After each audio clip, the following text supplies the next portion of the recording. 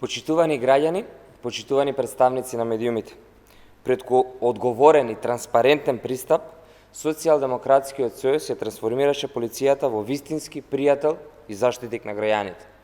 Постојано се вложува во условите за работа, што придонесува денес да имаме високо мотивирана полиција, која ефикасно и неселективно се справува со секаков вид на криминал. За овие 4 години реконструирани се 58 објекти на Министерството за внатрешни работи, а изградени во фаза на градба се неколку објекти за потребите на МВР. Редовно се исплаќа бонус плата за остварени прекувремени работни часови.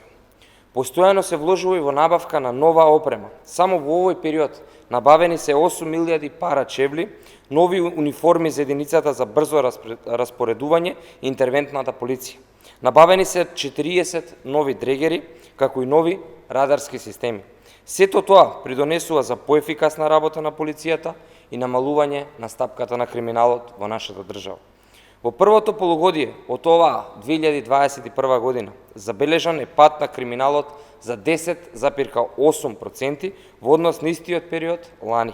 Со ваков ефикасен пристап постојано расте довербата на граѓаните кон полицијата, која денеска е заштитник на граѓаните, чувар на законите и правниот поредок. Продолжуваме со инвестиции во безбедносниот сектор за уште помотивирана полиција, која безкомпромисно, честно и неселективно ќе се бори против секаков вид на криминал и корупција. Ви благодарам. Повелете со прашање.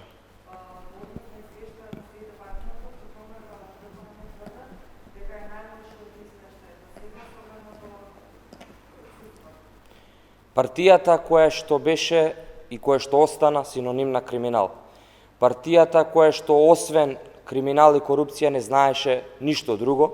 Партијата која што 11 години ја зароби државата не може да говори за ништо од тоа што го наведовте.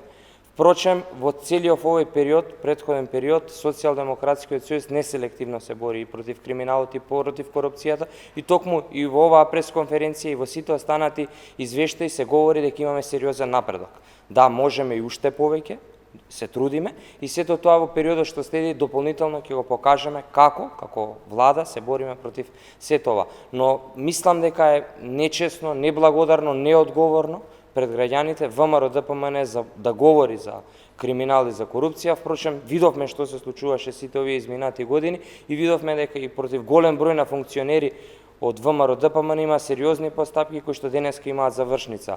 Важна е пораката која што ја праќаме пред граѓаните дека законот мора да важи подеднакво за сите и дека во оваа држава не постои селективна правда, туку напротив, одговорно и честно, неселективно се бориме против корупцијата и криминалот во интерес на правдата. Ви благодарам. Некој друго прашање? Доколку нема, ви благодарам.